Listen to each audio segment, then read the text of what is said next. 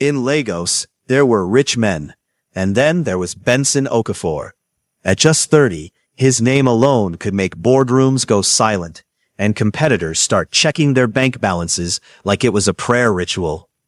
People said he didn't breathe oxygen. He breathed profit margins. His morning didn't begin with alarm clocks. It began with numbers. Sir, the Singapore deal. Approved. But sir, we haven't. I said approved. If they hesitate, buy their hesitation. His penthouse sat high above Lagos, like it was avoiding poverty personally. Floor-to-ceiling glass, marble floors so shiny you could check your future in them. Furniture so expensive, even the chairs looked like they had security clearance. But the house had one problem. Silence. Heavy, cold, unfriendly silence. The kind that makes even air conditioning feel uncomfortable. His staff feared him. Not respected. Feared. Because Benson had a special talent. He could fire you with just eye contact. No speech, no warning. Just pack your things. Now. Let's talk about his private jet. Because that jet was not for flying. It was for intimidation in the sky. Soft gold lighting, leather seats smoother than Lagos politicians' promises, a minibar that could sponsor a wedding. But despite all that luxury, there was a problem. Flight attendants were not surviving. 6 months, 5 attendants, all gone, fired, dismissed, evaporated like morning dew. Why? Because Benson had zero tolerance for nonsense. One tried to accidentally drop her scarf near him. Pick it up, he said coldly. She bent slowly. He looked at her. Pick your job with it too. You're fired. Another tried smiling too much. Why are you smiling? He asked. Sir, do I look funny?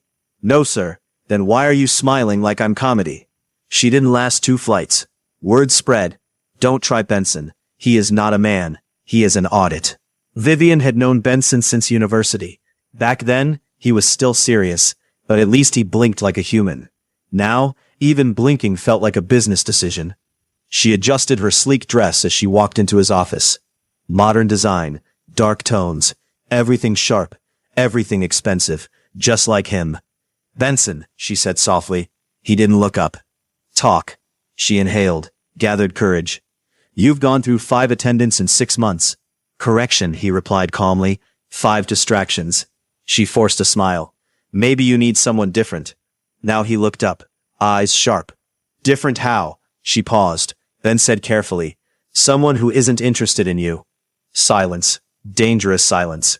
Then he leaned back. That would be new. Inside, Vivian's heart did a small celebration. Finally, a chance.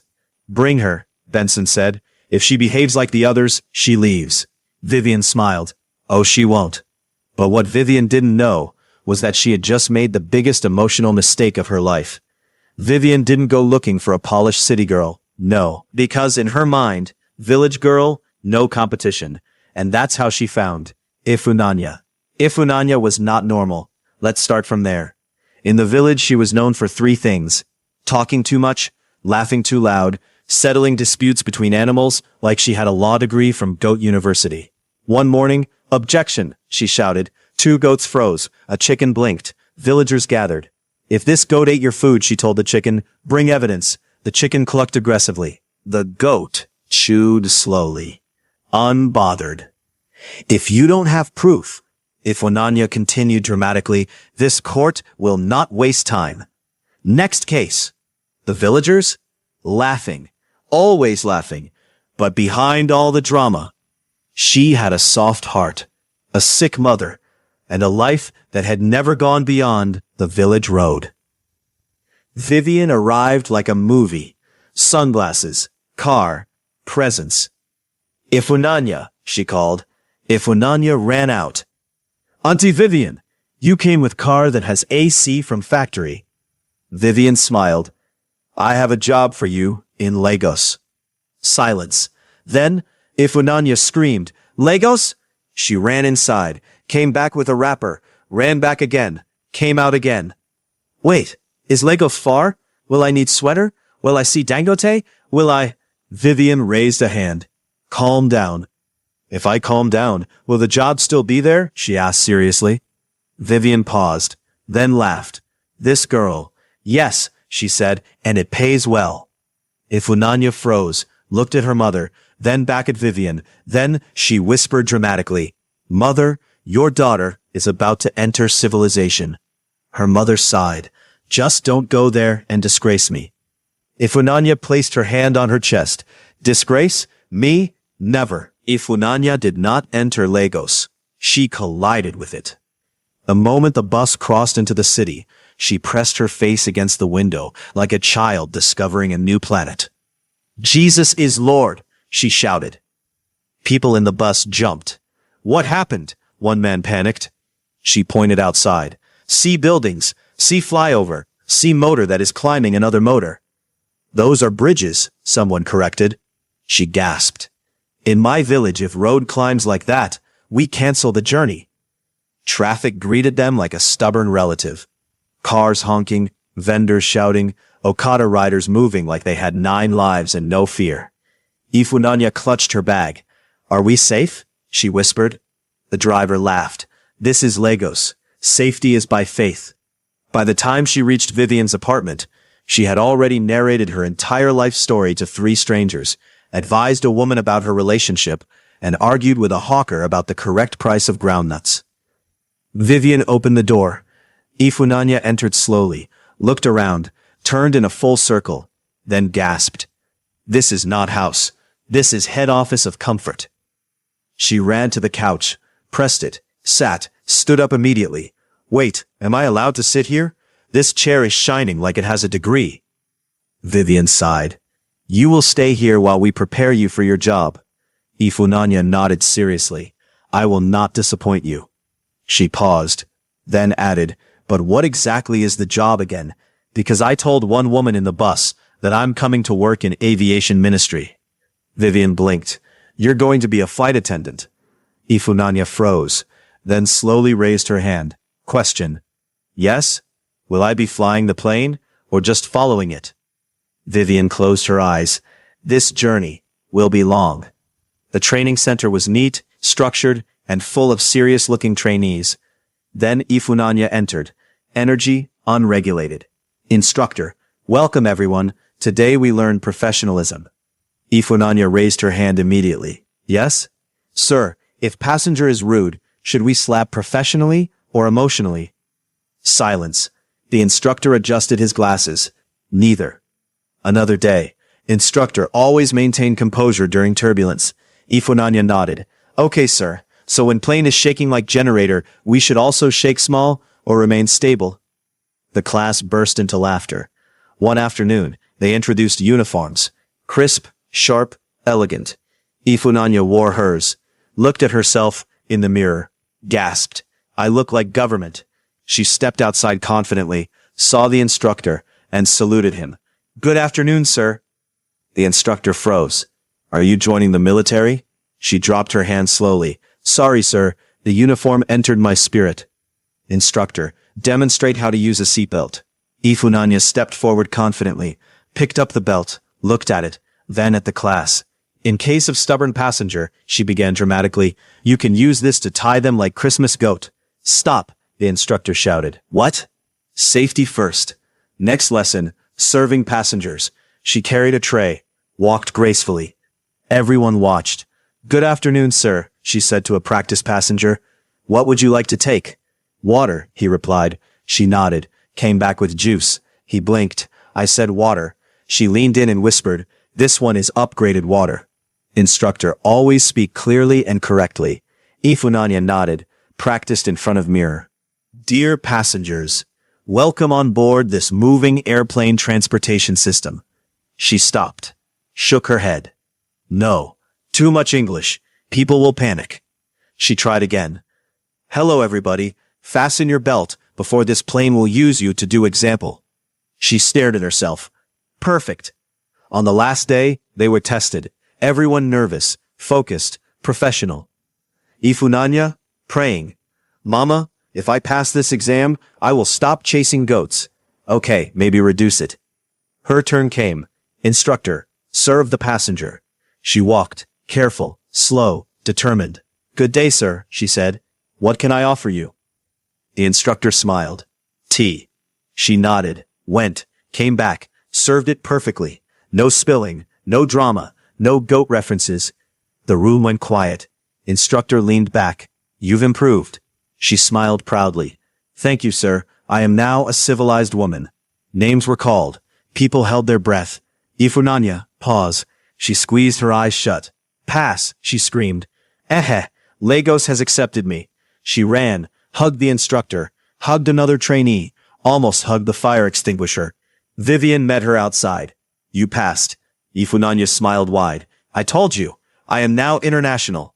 Vivian held her shoulders, serious. Listen carefully. Her voice dropped. The man you will work for is not normal. Ifunanya blinked. How? He doesn't laugh. Silence. Then Ifunanya whispered dramatically. Not even when someone falls? Vivian shook her head. No. Ifunanya gasped.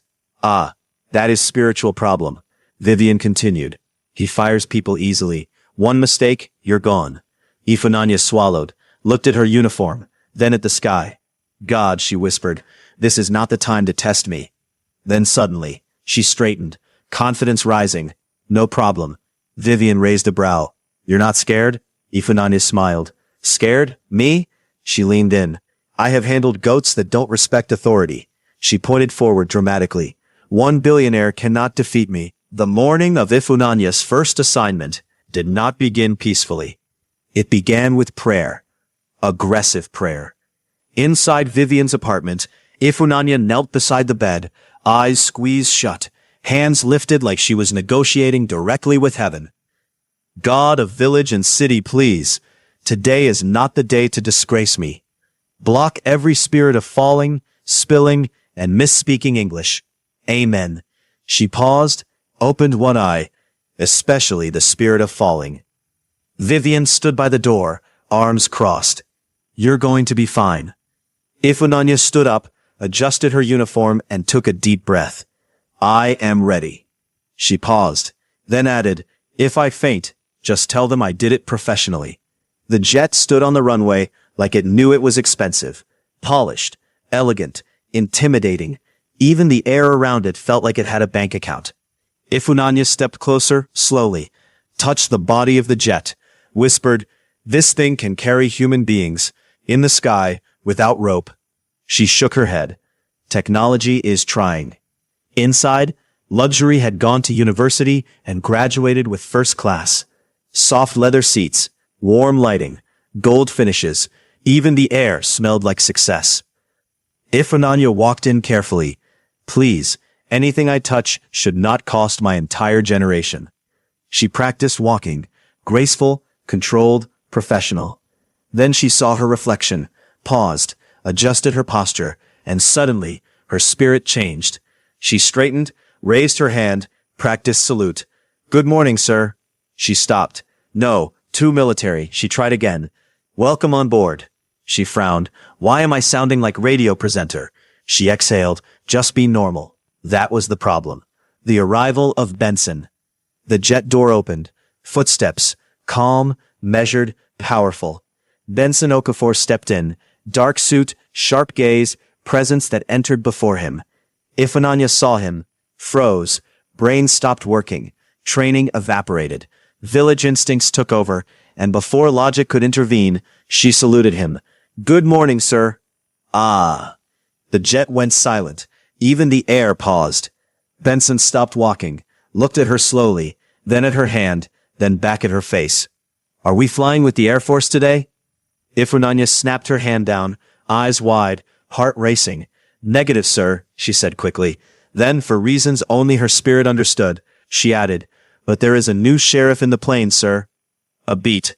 One of Benson's brows lifted, slightly, dangerously. Then he walked past her, sat down, opened his laptop. Ifunanya stood there, frozen. Inside her hand, you have finished. Pack your load, return to village, start goat court again. Minutes passed. Silence. She peeked at him. He was typing. Focused, unbothered, like a man who could buy the sky if it annoyed him. She whispered to herself, go and ask him what he wants. That is your job. Don't be afraid. She took one step forward, stopped, came back. No, what if my voice annoys him? She tried again, walked halfway, turned back. Ah, you did not come here to decorate plain. She marched forward, determined. Sir, she began, voice shaking slightly. What can you enjoy your flight with? Benson paused, looked up slowly. What? Her brain crashed, restarted. I mean, what can I offer you, sir? Not enjoy you, enjoy with you, English is chasing me. He stared at her, expression unreadable. Then, he looked back at his laptop, ignored. She blinked, confused. Okay, no problem, we will freestyle. Back at the minibar, she stared at the options. Water, wine, juice. Which one do billionaires drink when they are thinking? She whispered. She picked wine, poured carefully, hands shaking like generator during low fuel. Just carry it and go. No mistake, no drama. She lifted the tray, walked slowly, focused. 1 step, 2 steps, 3. Her shoe slipped, her balance disappeared. Her ancestors held their breath. And then, disaster. She fell, forward, directly onto Benson. The wine spilled everywhere, on his suit, on his chest, on his expensive calmness. Gasps, silence, shock. But before impact, Benson's hands moved fast. He caught her, held her, and suddenly she was in his arms. Time slowed, eyes met, breath paused, something shifted. Then reality returned. She jumped up like electricity passed through her. Hey, it has happened, oh. She began pacing wildly. My village people have followed me to the sky. Benson blinked. I used to settle goat and chicken cases. Now I am the case. She held her head. Who will judge me now? Is it you, sir? Are you the judge? Silence. Sir, I am sorry, sir. She rushed. Please, sir, don't fire me, sir. My mother, my future, my unborn twins. She suddenly stopped, looked at him seriously.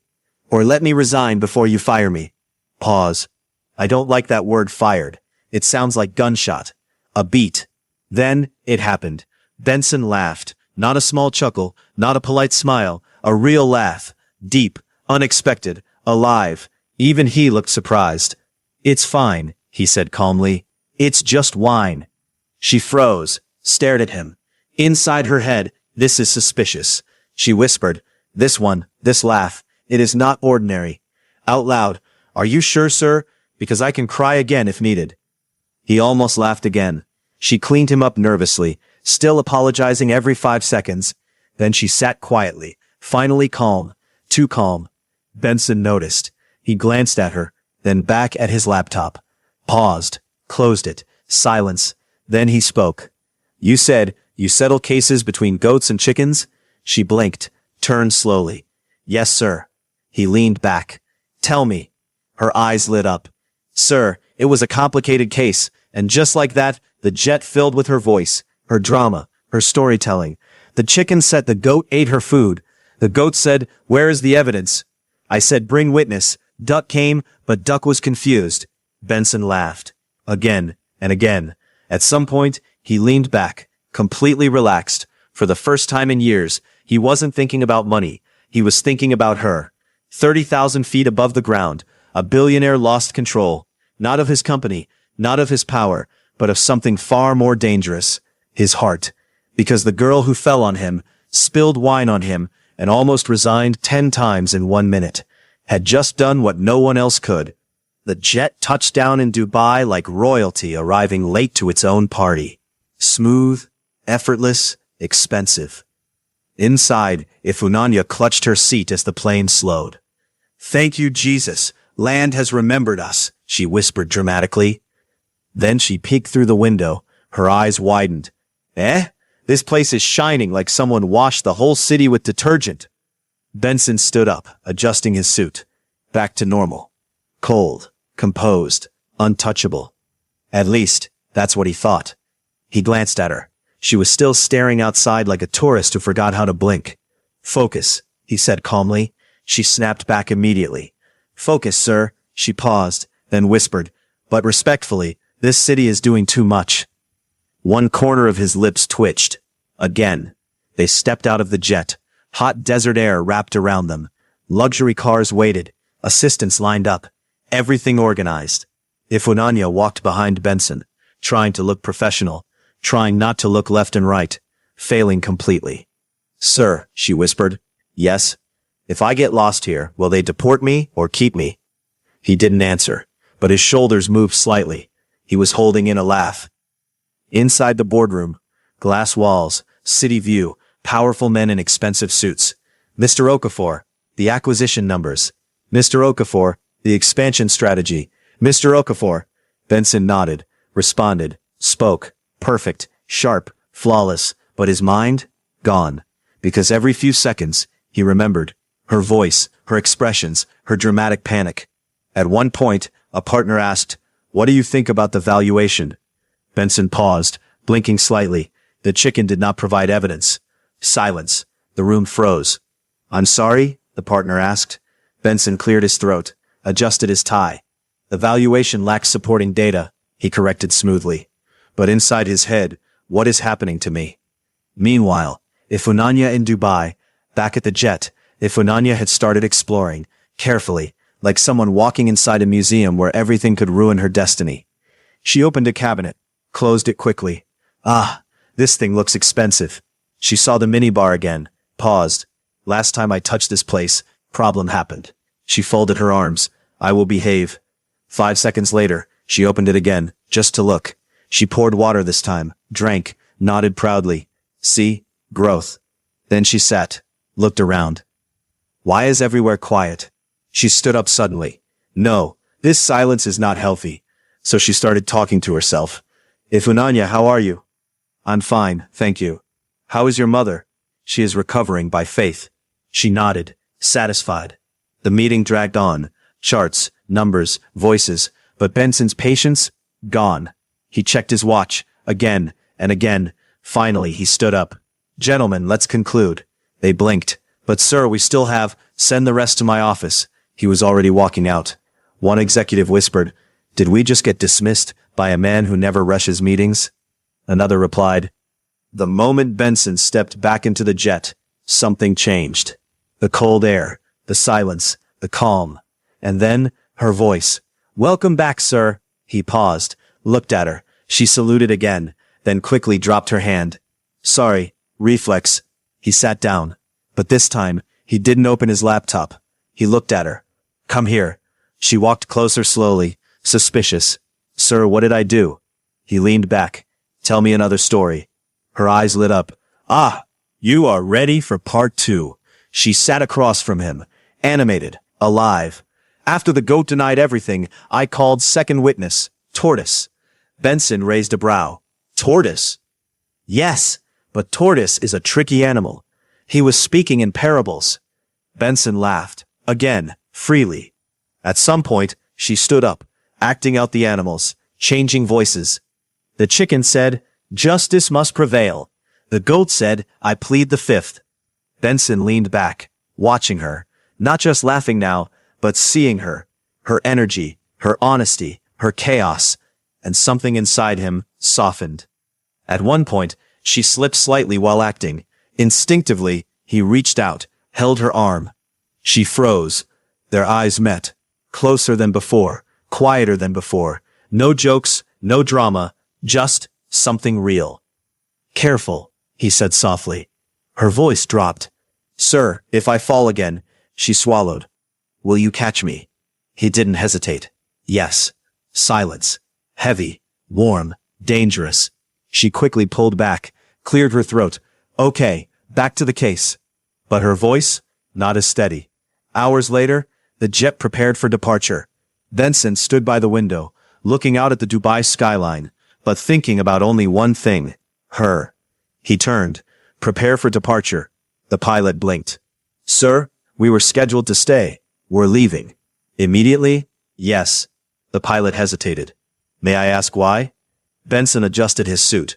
I have something more important in Lagos. He glanced at Ifunanya. Something I don't want to leave waiting. As the jet lifted into the night sky, something had already taken off long before it.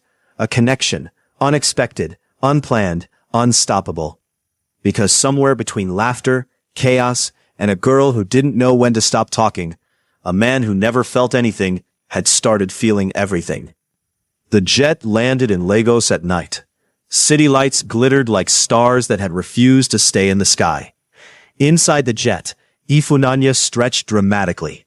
Ah, Lagos, I greet you again. Please behave this time. Benson stood beside her, quiet, watching. Not the city, her. Something was different. He didn't rush out like before, didn't reach for his phone, didn't open his laptop. Instead, he said softly, "Come with me." Ifunanya blinked. "Sir?" "To the car." She pointed at herself. "Me? With this my small self?" He raised a brow. "You're not invisible." She straightened immediately. "Okay, sir, I am visible." Inside the car, silence, but not the cold kind. Comfortable, soft. Ifunanya sat carefully, trying not to touch anything. "Sir," she whispered. "Yes? If I mistakenly spoil anything here, will they arrest me immediately, or give me time to explain?" He looked at her, then away. "You talk too much." She nodded proudly. "Thank you, sir." He almost smiled. The elevator doors opened, and Ifunanya stepped into luxury that looked like it was competing with heaven. She froze, turned slowly, eyes wide. Ah, God, this is not house. This is destiny. She walked in, touched the wall, touched the couch, touched the table. Everything here is shining like it has future. Benson watched her quietly. "Relax," he said. She turned sharply. "I am relaxed. This is my relaxed face." She was not relaxed. That night, Benson stood by the window, looking at Lagos, thinking. Then he spoke. "You won't be going back to the agency." Ifunanya froze mid-step. "Sir? You'll work directly with me." Silence. She pointed at herself slowly. "As what? Security? Because I can shout." He turned. "As my personal assistant." She blinked. "Assistant? Me? That almost used wine to baptize you." A pause. "Yes." She placed her hand on her chest. "Sir, are you sure you have thought about this decision? Because I don't want problem later." He walked closer. "I have." Their eyes met. "And I don't make mistakes." Her heart skipped. She quickly looked away. "Okay, but if anything happens, I warned you." Days passed, and the penthouse changed. Before Ifunanya, silence, cold air, empty luxury. After Ifunanya, noise, laughter, life. "Good morning, everybody." Her voice echoed every morning like an alarm clock with energy. Staff members who once walked quietly now smiled. One day a chef was cooking silently. Ifunanya walked in. "Taste this," she said. The chef blinked. "Madam, I'm the one cooking." She tasted it anyway. Paused. "Add small salt." The chef stared at her. "You're correct." She nodded proudly. They sat together. City lights below. Cool breeze. Soft silence. Sometimes they talked. Sometimes they didn't. But even silence felt full. One night, she leaned on the railing. "Sir?" "Yes?" "If you were not rich, what would you be?" He paused. "I've never thought about that." She turned. So you were born thinking of money?" He looked at her. "Too much seriousness is not good for the body." He watched her. "And you? If you were not this?" She gasped. "This what?" He gestured vaguely. "You." She smiled. "I will still be me. Maybe I will upgrade to settling cow cases." He laughed. Again. Easily now. One evening, she slipped slightly near the balcony. Before she could react, his hand caught her waist. Firm. Close. She froze. His hand still there. Their faces inches apart. Breath mixing. Time slowed. "Careful," he whispered. Her voice dropped. "Sir, you said you will always catch me." His eyes softened. "I meant it." Silence. Heavy. Electric. She swallowed. "Sir, if you continue like this, I will start thinking something." He didn't move. "What?" She looked away quickly. "Nothing. Let me go before I fall again intentionally." He let go slowly, but something had already happened. The door opened violently. Vivian stormed in, anger blazing. "So it's true." Silence. Her eyes locked on Ifunanya. "You." Ifunanya blinked. "Me?" Vivian stepped forward. "I brought you here to work, not to take what belongs to me." Ifunanya frowned. "Belongs to you? Is he generator?" Benson's jaw tightened slightly. Vivian ignored him. "You think you can just walk in from the village and—" "Stop," Ifunanya said calmly. The room froze. Her voice changed. Still soft, but firm. I did not come here for this. Vivian laughed bitterly. Oh, please, you expect me to believe that? If believing is hard, Ifunanya replied, rest, don't stress yourself. Benson almost smiled. That night, Ifunanya packed quietly, tears in her eyes, but she wiped them quickly. I did not come to fight rich people problems, she whispered. She looked around the room. Everything beautiful, everything tempting, but not hers.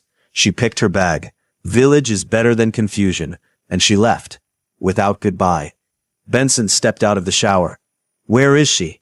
Silence. The house felt wrong, empty again, cold again. Vivian stepped forward. She went back to her village. He froze. No, she did. He looked around. Something inside him cracked. She wouldn't leave without telling me. Vivian shrugged. Maybe she didn't care enough. That was it. He grabbed his keys. I'm going after her. Vivian blocked him. Why? She snapped. What did you see in her that you don't see in me? He looked at her. Calm, sharp, certain. Peace, silence, heavy. And just like that, he walked past her. A billionaire who owned everything realized something terrifying. The one thing he couldn't buy had just walked away, and for the first time in his life, Benson Okafor felt something stronger than ambition. Fear of losing someone. That night, Benson Okafor did not sleep. Not because of stress, not because of business, but because of absence. The penthouse felt wrong. Too quiet, too neat, too empty. He walked into the living room, sat, stood up again, walked to the balcony, came back inside. Everywhere he looked, he saw her. That chair, he muttered, she used to sit there and talk nonsense. He walked to the kitchen, opened the fridge, closed it. Why am I here? He ran a hand through his hair, frustrated, restless. Driver, he called sharply. The driver rushed in. Yes, sir. Find her. Sir, Lagos is big. And search it until it becomes small. The driver swallowed. Yes, sir. Cars moved. Phones rang. People were contacted. But Ifunanya? Gone. She had already boarded a bus, sitting by the window, clutching her bag. Her eyes stared outside. But her mind, back in Lagos, back in the penthouse. Vivian was still there, still waiting, still hoping. She approached Benson slowly. You've been searching for her all night. He didn't respond. She left you, Vivian continued softly. Can't you see? I'm the one who has always been here. He turned, looked at her. For the first time, not as a colleague, not as a friend, but as someone standing in the wrong place. You lied, he said calmly. She froze. You knew she didn't leave willingly. Silence. Vivian forced a smile. You're imagining things. He stepped closer. I don't imagine. Her confidence cracked. Why are you doing this? She snapped. Why are you so obsessed with her? His answer came instantly. I'm not obsessed. A pause. I'm incomplete without her. Silence dropped like a bomb. Vivian staggered slightly. You've changed. He didn't deny it. Morning came, but Benson had already made up his mind. Prepare the helicopter. The pilot blinked. Sir, we're going to her village. Do you know where it is? Benson paused, closed his eyes briefly. Then he smiled slightly. She talks too much. The pilot frowned. Yes, I remember everything she said. The helicopter cut through the sky, fast, direct, determined. Below, city turned to road, road turned to trees, trees turned to village. The closer they got, the calmer he felt. For the first time in days, his chest loosened. The helicopter landed. Dust flew everywhere. Villagers gathered immediately, confused, curious, excited. Who is that? Is it politician? Is it film? One old man whispered, that thing in the sky brought money. They led him to her house, small, simple, warm. Ifunanya stepped out. She saw him, froze, blink, blink again. Ah, she folded her arms. Did you come to inspect my goats and chickens? The villagers laughed. Benson didn't. He walked closer, slowly. I came for you. Silence, her heart skipped. But she crossed her arms tighter. Sir, Lagos is that side. I know. Then why are you here? He stopped in front of her. Because you're here. Silence, heavy. Her voice softened slightly. You flew all the way here for me? Yes. She shook her head. This is not small problem. Her mother came out, weak, but smiling. Benson turned to her respectfully. Ma. He paused, took a breath. I don't know how it happened. He glanced at Ifunanya. But your daughter changed my life. Ifunanya looked away quickly. I want to protect her. I want to take care of her. I want to be with her. He stepped closer. Not as an employee. Silence. But as my partner. The villagers gasped. Ifunanya's eyes widened. Sir, wait, he continued. I'd built companies, acquired businesses, controlled everything. His voice softened. But with her, I lost control. A pause. And I don't want it back. Silence. Then Ifunanya spoke. Sir, are you sure this is not temporary madness? The villagers laughed. He smiled slightly. I've never been more certain of anything. She looked at him. Really looked at him. Not the billionaire. Not the boss. The man. And for the first time, she saw it.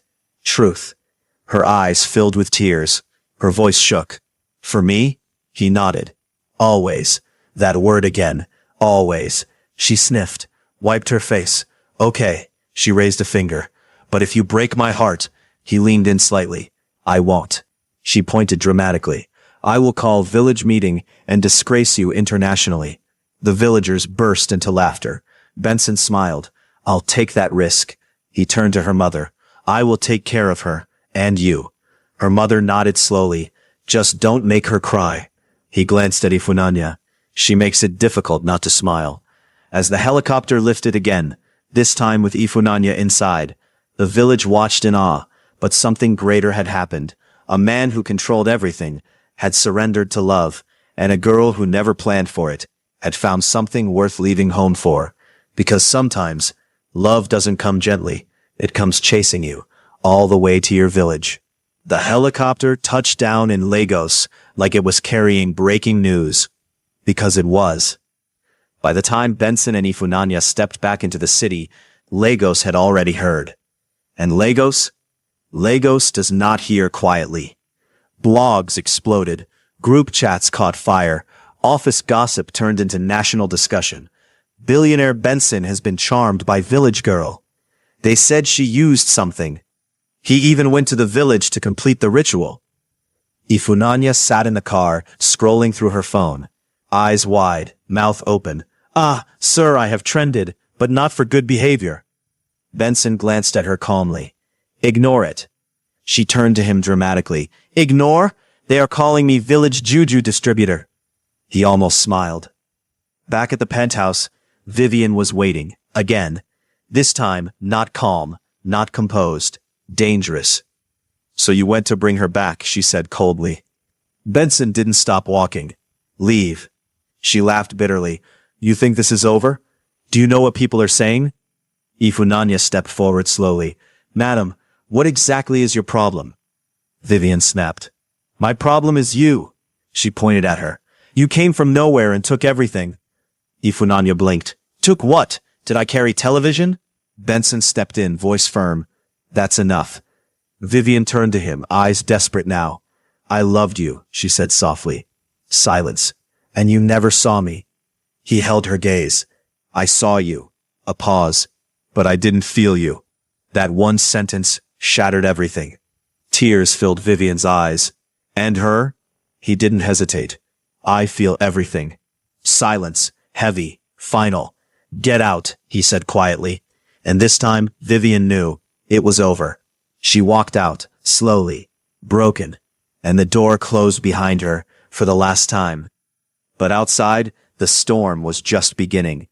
Media pressure, business partners questioning him, rumors spreading faster than Harmattan fire. If you don't address this, his board warned, it could affect your reputation. Benson sat calmly, listening. Then he stood. Prepare a gala. They blinked. A gala? Yes. He adjusted his cufflinks. If they want a story, his eyes hardened slightly. I'll give them the truth. The hall was breathtaking. Crystal chandeliers, gold decor, luxury dripping from every corner. Nigeria's elite gathered, watching, waiting. Whispers filled the room. Is she really coming?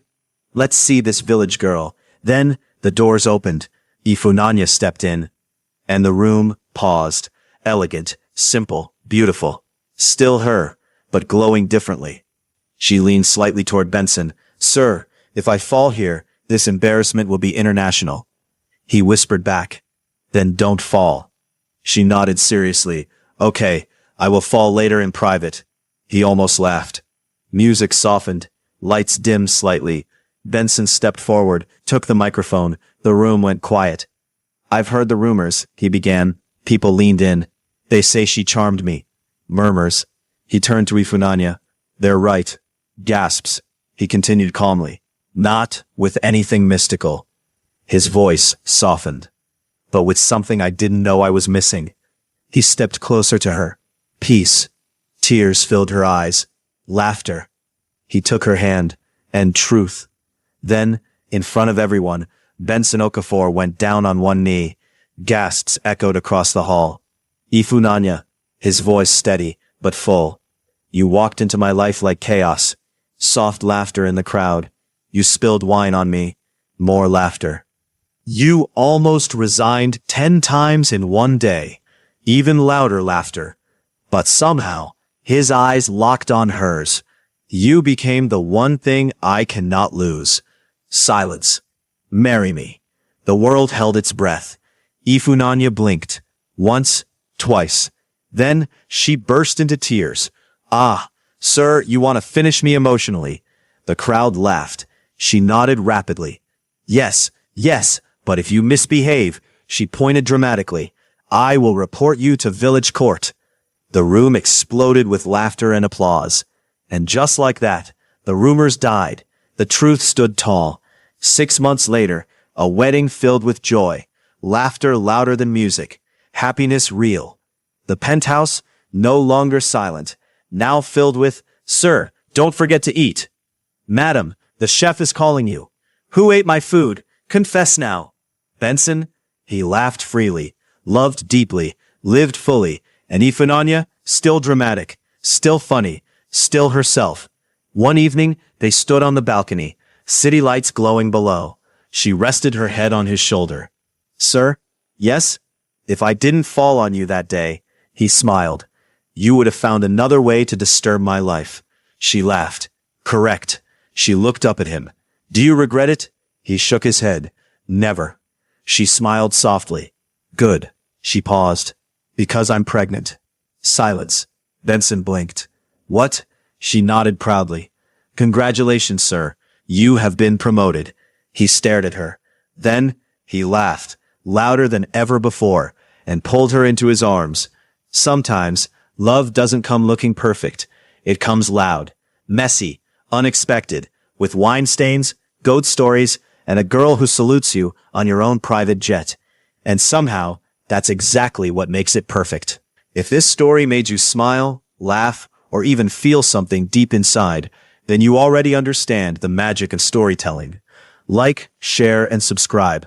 Don't keep this joy to yourself. Like this story if you enjoyed the drama and humor. Comment your favorite scene.